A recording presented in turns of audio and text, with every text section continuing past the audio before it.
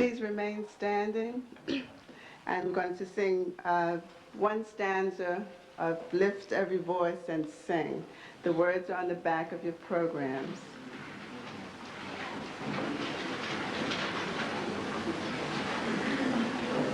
Lift every voice and sing till earth and heaven ring.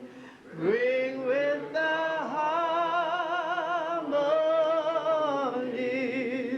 of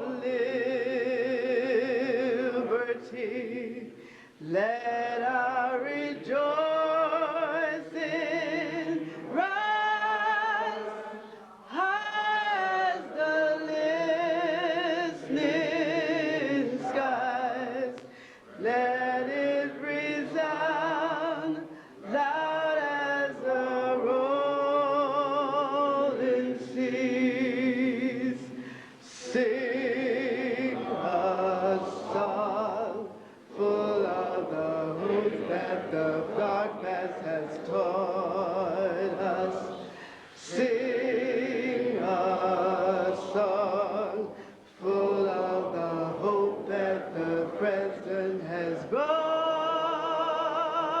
us. Facing the rising sun of a new day begun. Let us march on till victory is won.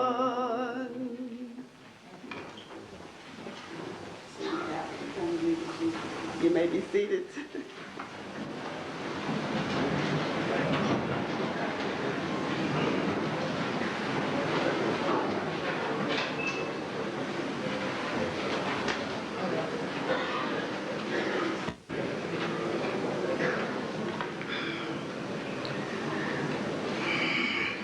Most worshipful Grand Master,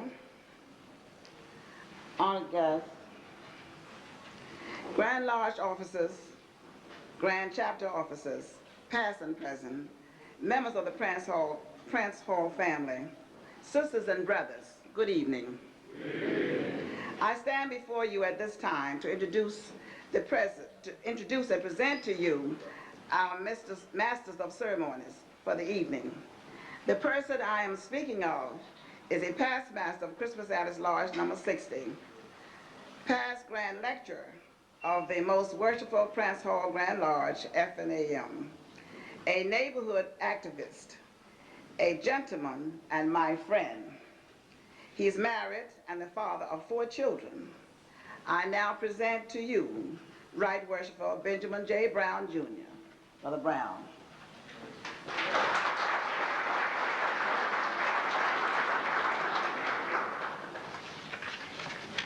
Thank you very much, worthy matron. Your sisters and brothers, Hotep, Baragati, Assalamu alaikum. Praise the Lord. As an African custom practiced by our ancestors, at this time, I'd ask you to join me in doing what is customary done, giving thanks and praises to our ancestors by pouring water, since we're not outside, but on the ground. And I'd ask those who are not familiar when I pause, by saying Ashe, meaning so it is, or it is so. So, in honor of our ancestors, whose footsteps we follow, and upon whose shoulders we stand, at this time, we give honor and praises to them.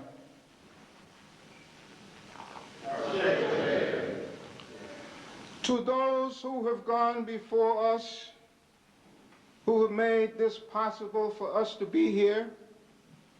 Our patron saint, Prince Hall, who came all the way from Barbados, who secured a charter legitimizing us, was referred to as African, which applies to everyone of African ancestry.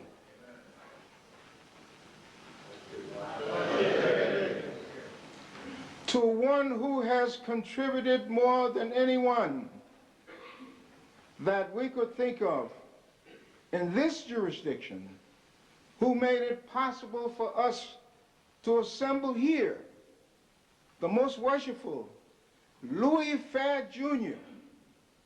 Without Louis Fair Jr., we might have been homeless. So all praises to that honorable brother. Sure. Thank you.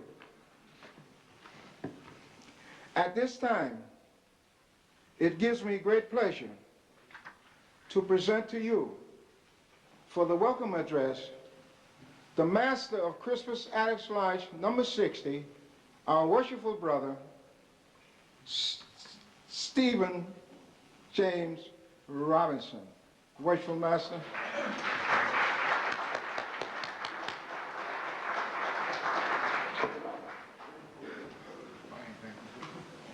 Dr. Ben. Good evening. We have a lot of information to give you this evening. I'm so glad that you could make it out. And without further ado, allow me to introduce Fred D. Parrish, the Grand Master of Grand Master of Prince Hall Masons.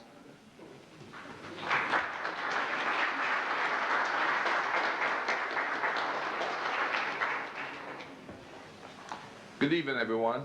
Good evening. I was a bit taken back at this short introduction. I was beginning to relax, and he said, Fred D. Parrish, so here I am. My function this evening is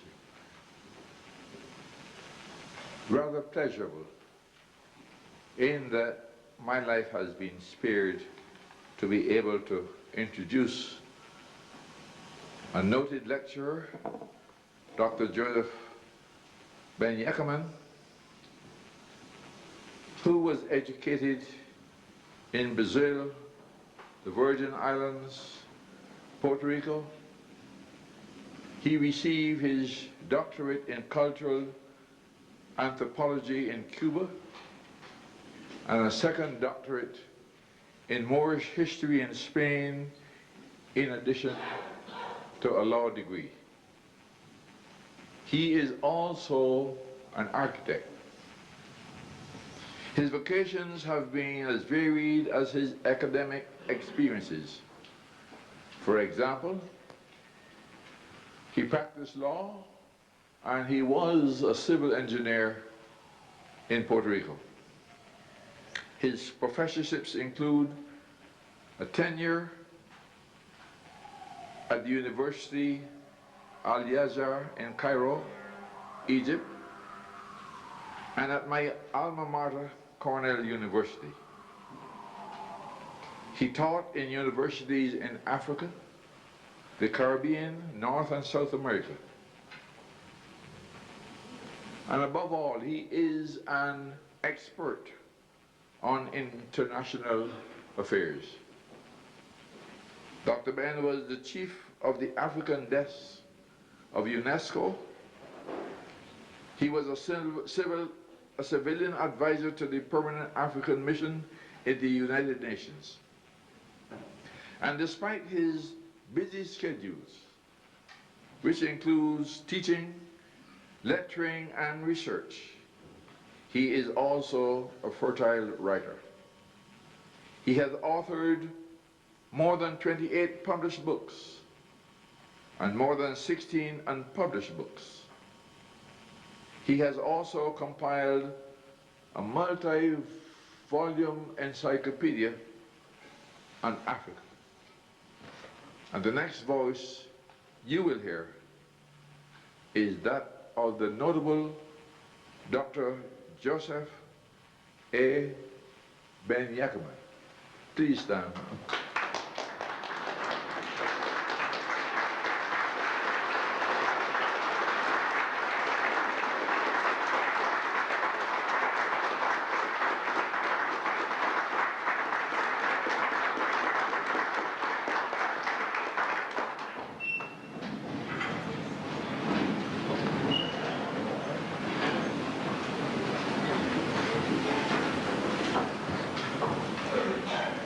Most worshipful Grand Master,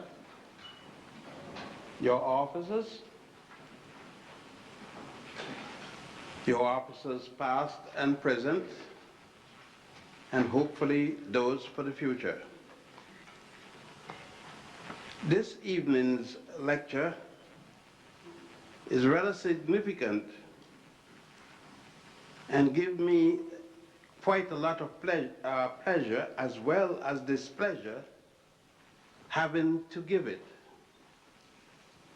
Why the pleasure is very understandable. Why the displeasure may be the problem. But the problem comes not from the persons receiving it, it comes from the manner in which they receive the information for what they have. I brought with me, as you see right here, two basic books. They are books from Egypt. When these books were written, there was no God by the name of Jehovah, no God by the name of Jesus, and no God by the name of Allah. Yet African people were here in this world. And I'm going to speak on data going back before Adam and Eve. There were no Adam and no Eve from whence I'm going to speak, and the world was here. There was no book of Genesis because the Hebrews gave us what is called the 5 books of Moses. And the first Hebrew was a man called Abraham. Abraham was born in the city of Ur in Chaldea. It is spelled U-R, Ur, and Chaldea is spelled C-H-A-L-D-E-A. He was born around 1700 before the Common Era, as you may say, before Christ. That means that his mother was here. I said he was born from a woman and a man, meaning both parents preceded him, and their parents and ancestors before them preceded him. He was born after there were already a nation and many other nations that were neighbors to that nation, and there was no state by the name of Israel yet. So I give just slight background to start so that you have no problem in understanding that Solomon wasn't born yet. It would be, Abraham was born, according to them, around the 14th dynasty. That's us, the African. We had dynasties all along the Nile. I don't know of an Asian dynasty nor the European dynasty, but I can assure you there were African dynasties. Thus, if we had dynasties, we had pharaohs. As a matter of fact, we had the first one. And we had them until the Asians came while we were in our 14th dynasty. The first group of Asians to come to conquer any part in the continent we call today Africa. We had dynasties. In and around the first dynasty, we were still without an organization we today call Masonic, by whatever reason or meaning. And in the third dynasty, however, we started an organization to continue the building of structures in Egypt. And may I remind you that Egypt is the last nation built along the Nile, not the first, as some of us speak. The first nation built around the Nile started in Central East Africa. Today we call it Uganda. It was part of the Bokonga Kingdom. And I'm going back rather far because I'm going before the first dynasty, meaning I'm going before 4,100 years before the Christian era.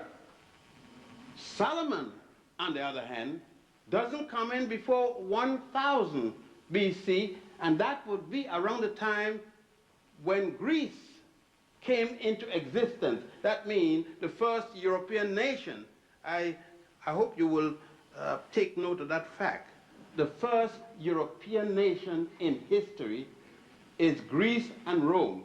That is providing you want to accept that a wolf named Remus raised two people, and those people created a state. I mean, if all those kind of things we accept in the Harvard and places like that, and it's okay. But when I speak anything serious, it's difficult because they come from Africa. Now, these positions I'm laying down so that we have no difficulty when I start to deal more directly in what we call the Masonic literature. It would seem to me that the history states that the first literary person in all of Europe, the first one to have written anything for publication so that others can read it, would be a Greek. And that Greek would write two pieces of literature, the Iliad and the Odyssey. The first two books written any place in Europe. And the nation was called Greece, and the author was Homer. There is, I will put my life on it, no other work written in Europe prior to that, to those two books, the Iliad and the Odyssey. And Homer said in the Odyssey, even the gods that Greece adopted came from Ethiopia. And there's no Ethiopia anyway in the continent of Europe, no Asia. There's one in Africa, East Africa to be exact. I know, I was born there.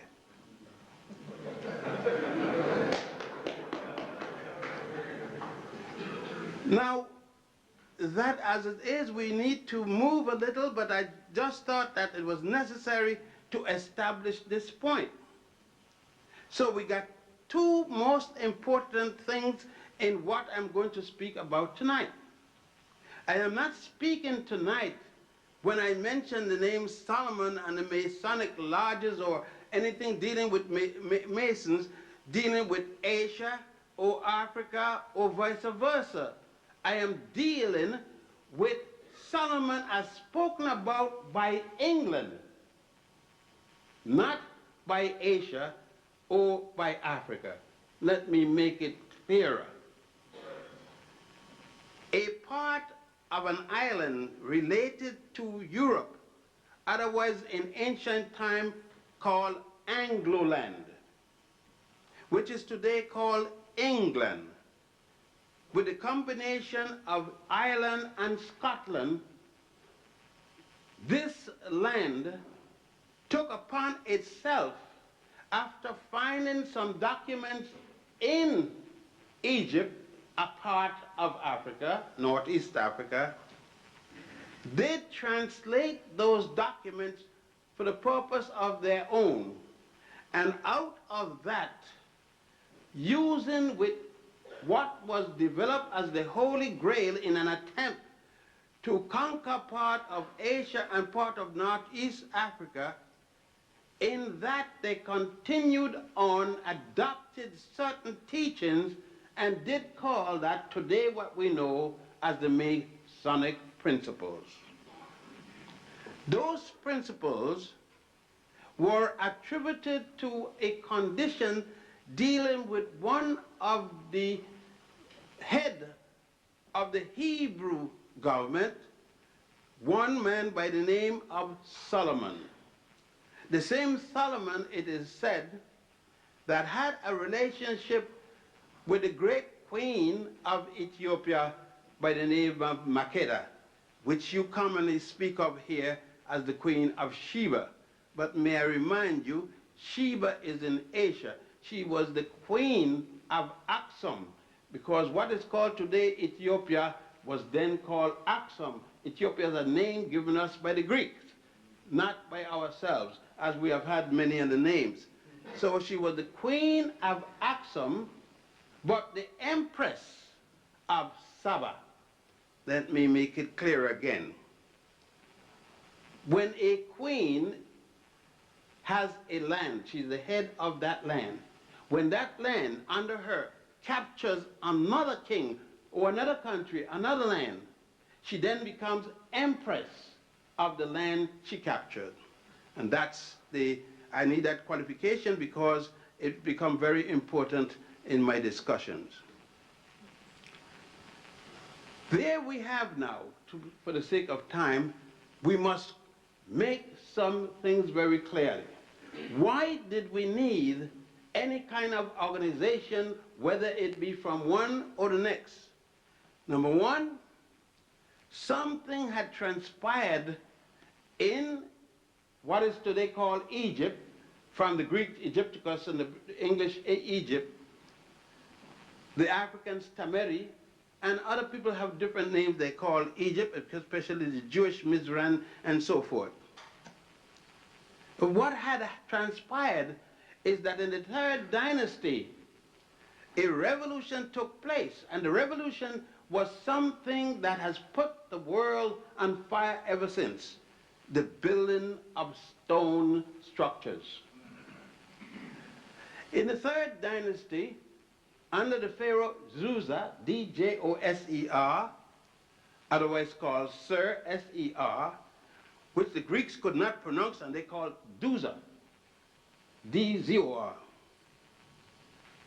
A man, this man, a multi-genius, a man of many, many talents, by the name of Imhotep. Most of us knew him first as a physician.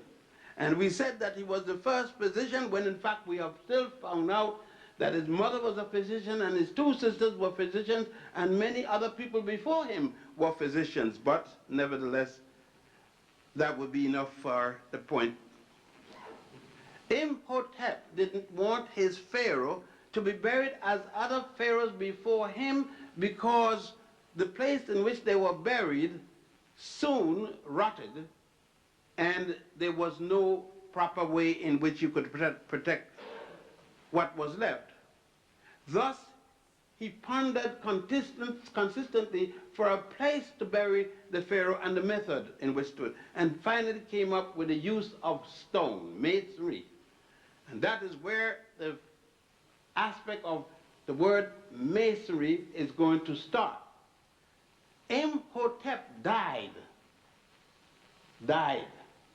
in the third dynasty around 2785 before the Common Era. Solomon was born not before 1000 BC. So Imhotep was over 1,200 years older than Solomon. And he's going to introduce what we today call Freemasonry. 1,200 years before Solomon. So if Solomon is the father of Freemasonry, what would you call Imhotep? The grandmother? No, but I understand. I understand because the European told us. And if they told us, it got to be right. Irrespective of the data that we deal with. Let us continue. So Imhotep designed a pyramid, but he did not start out to design the pyramid, but to design a bench, a box, a mastaba. Mastaba is an Arabic word. The Arabs weren't there yet, by the way. I'm just using the term that is used. The Arabs are going to come way, way later. There's no Arabs in the world yet. The word don't exist. Imhotep continued and built one mastaba, two mastaba, and three, 7 of them, one each smaller than the other. It looks like a wedding cake. Today, the step pyramid at Saqqara is still there to the present time, that you can go anytime to Egypt and see, as so many other of the 91 pyramids, covering over an area of 10 miles square. So it is that particular pyramid that we are interested at this particular point. May I remind you, there is no God at this time by the name of Jehovah. None named Jesus and none named Allah. I must remind you, because it's very important, that your ancestors worship different gods and goddesses, none by that name. They are not going to do that until they are in the 14th dynasty, when the Hebrew would come to us, Abraham, or Ibrahim, as you may say, would come and then introduce his concept of a deity. When we go back to the book of Genesis, after worshiping the goddess Hathor, or Het-Heru, the goddess that looks like a cow with woman's ears, goddess Het-Heru. You recall that when Abraham is having to make the sacrifice with his son, offer to make the sacrifice with his son, and that was the goddess, the cow goddess that they showed then. It was the cow goddess that the Ethiopians, the Nubians, and the Egyptians carried with them when they went all the way to India, struggling, when they conquered the city where Abraham was born. They conquered that city and changed the name from Chaldea to Punt. It is at that time, however, that Imhotep gathered around him the men who worked on the pyramids of Saqqara, and given each of them respective name based upon the jobs in which they did. They were the master mason, and I would, in some of these cases, my brothers, I will not define the relationship of certain titles to a certain job, because you will understand why I am not doing it. Because at this moment we will not speak on each other on what level or the other level, or who is right or who's wrong. We're not going to speak of that. We're speaking on another thing altogether. In so doing,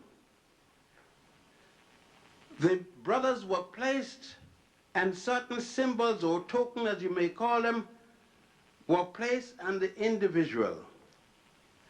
Men were given certain designation and responsibility which they had. But something was more important than that also.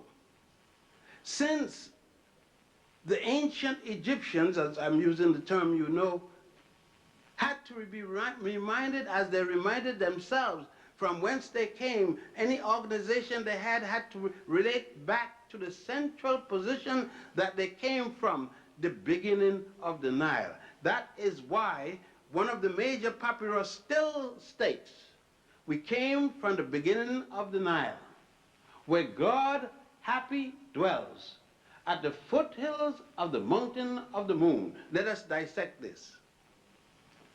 We came from the beginning of the Nile. There are many places at the beginning of the Nile. The furthest point south will be in Uganda, the White Nile. By the way, since there is no Lake Victoria, they may have one in England, but they don't have anyone in Africa. So we will go back to the original name, Mwanja Nwanza. And we will call it that because that's what the African name is. The fact that they came from England and name it what they want don't mean we have to follow it. When they're gone, we go back to what is ours. So, Mwanza Nyanza. And they said from the beginning of the Nile, but there is another part of the beginning of the Nile. It starts in Ethiopia, Lake Tana, and it's called the Blue Nile. The Blue Nile and the White Nile flowing down north, not down south. We're not here. We are in Africa. And north is the lowland, south is the highland. And it flows down north and merge, both rivers merge at a place called Khartoum in Sudan. A third body of water out of the Ethiopian highland, called the Atbara River, flows down north and merges with the two bodies of water that had merged already and formed just the plain Nile, which continues north into ancient Nubia, from there into ancient Egypt, through Egypt and empties in the Great Sea, now called the Mediterranean. So, in his description of where he came from, Ethiopians, Egyptians, Nubians, and others, he made that very clear. But in making that clear, in all of the stations they made, and speaking about certain very important traditions of the trilogy, it was necessary to make those stations very clear.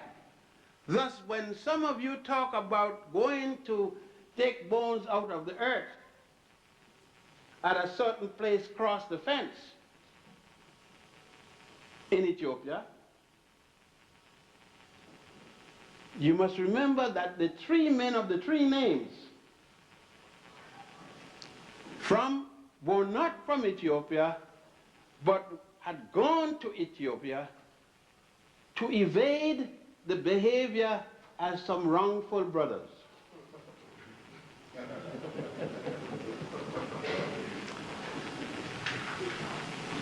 When they went to Ethiopia, they did not go to Ethiopia with the Western title of 33 degrees symbolic of the life of Jesus.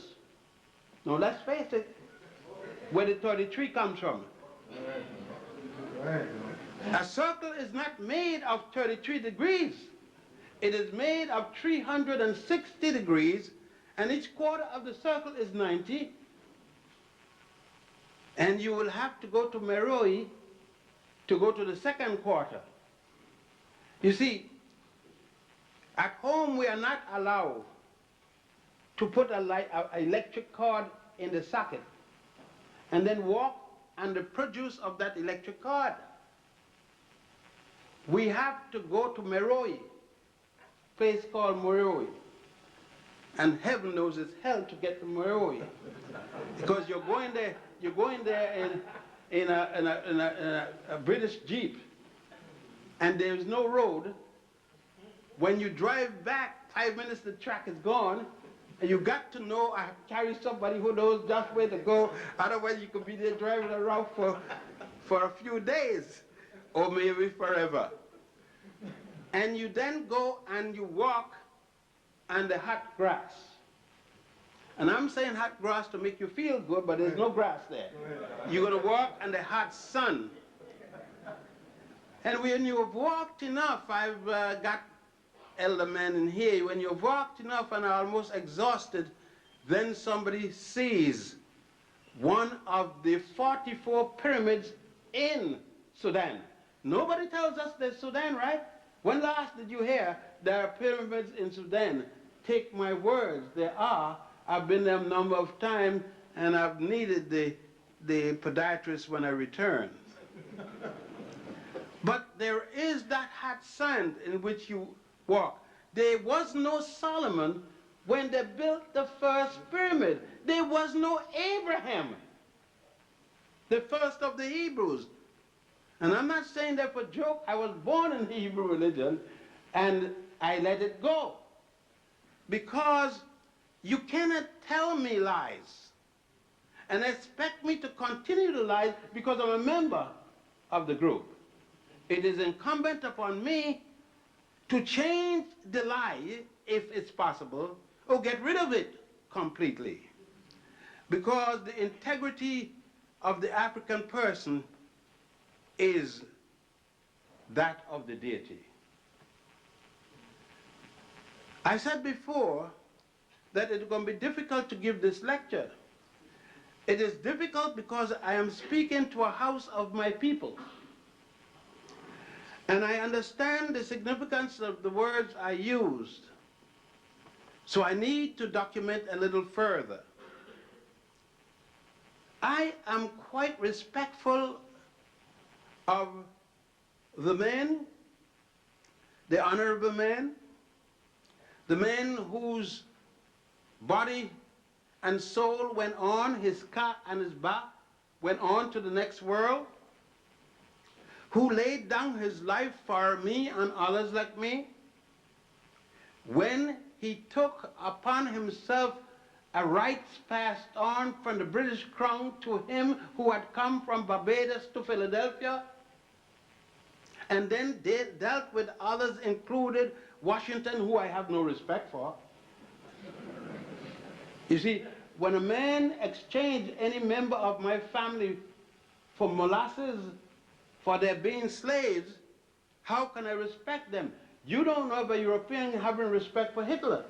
Now, how should I have respect for a man that treats me like Hitler treats people? Unless you don't have any respect for me yourself.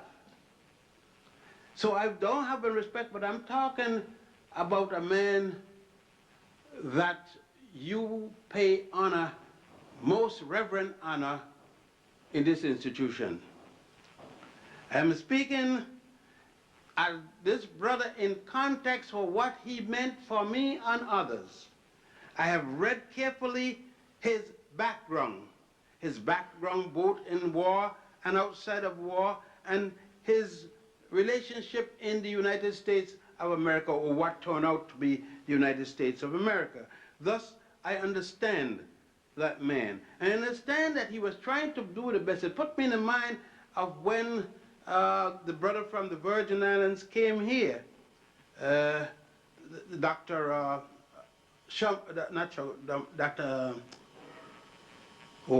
Blyden, Dr. Edward Widmott Blyden. When Dr. Blyden came here to Atlanta, ATC, the religious institution there, you should read what Dr. Blyden said, and you would vomit. You would get sick. But you have to remember that Dr. Blyden had just come here from the United States, what was the Danish Virgin Islands, which later became the United States Virgin Islands, and he was repeating what he had been taught without any other experience.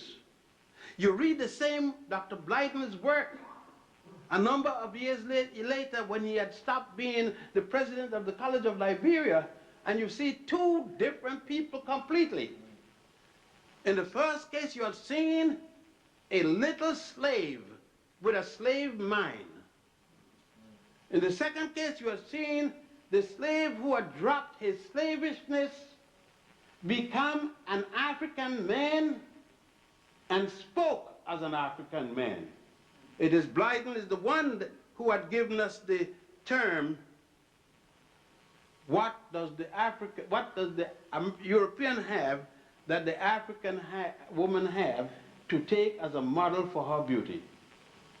The question, of course, was answered itself, and the answer was nothing.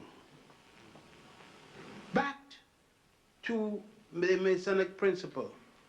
It is in this context, then, that Imhotep laid down the value of the Masonic principles.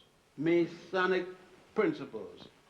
And the first principle he dealt with is the concept of the one and only deity. We talk about the one and only deity in Judaism, Christianity, and Islam, And there still is no one and only deity. We said the God above all other gods. For I am a jealous God. Akhenaten said, there is only one God, and his name is Aten. One said there's only one God. The other one said, I am above all the others. Judaism, Christianity, if I'm wrong, correct me. But we can't deal with it because it hasn't been endorsed by our European masters yet. Probably it will never be too late. Someday we will all recognize a God, because if I brought a picture of God here and try to put him in this hall, I may not be lucky, because he may not be the right color, based upon some that I've seen. But when Imhotep decided to inaugurate the first lodge, L-O-D-G-E, he made a distinction between the church or the synagogue, or we'll call it what, the house of worship. That would be the best thing to call it, so there'd be no difficulty.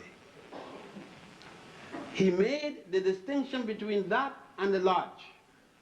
And when he induct what they call the village lodge, the city lodge, the lower lodge, not the one attached to the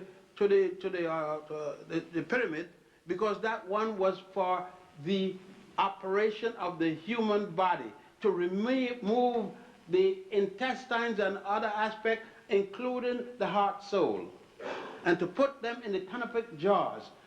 The placing of those things in the canopic jars was part of the Masonic order, part of the work in which a Mason had to perform. I asked you, gentlemen, do you perform this work? No.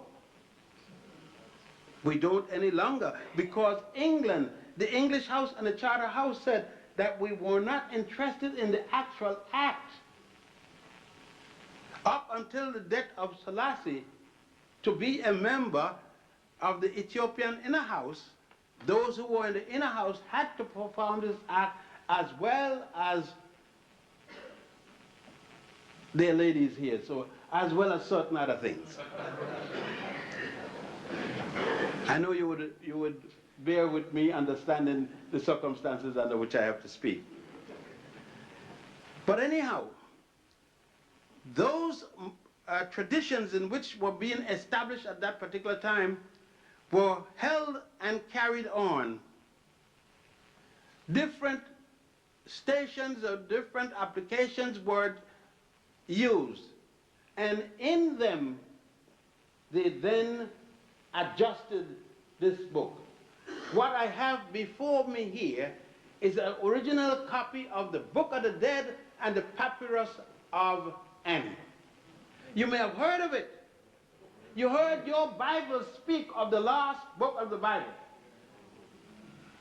And you say, I brought it.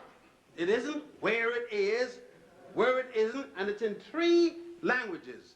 It's in Medonesha, it's in Greek, and it's in English. So if you have any doubt in either one, you can check it out. And I am not able to carry it a block. I'm not that young anymore.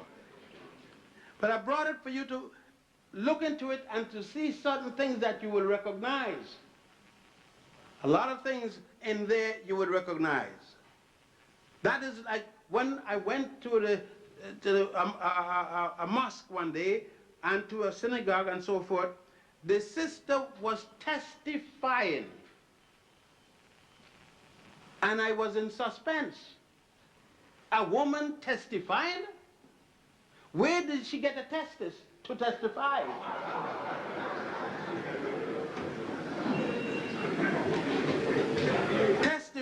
To testify was the duty of a man, that should he tell not the truth, he would be demanded.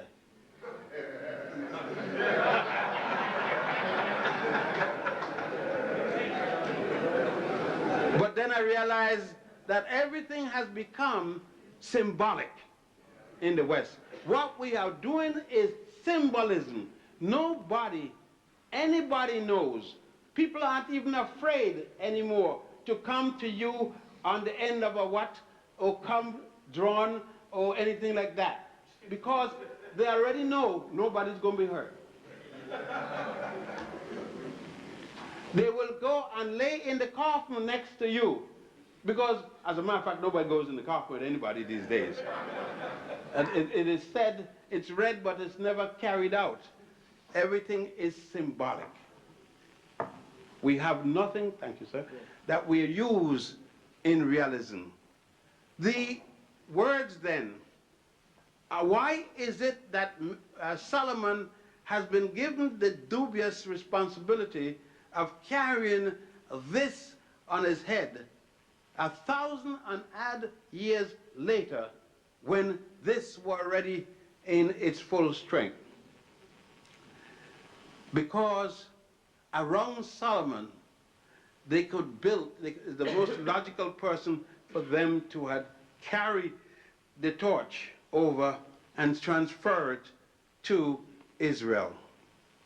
But if you read the Ethiopian account of Makeda, the queen of Sheba, visit to Solomon, then you would understand that it could not have been, since in fact she went to Israel when Ethiopia was the strongest nation in the world.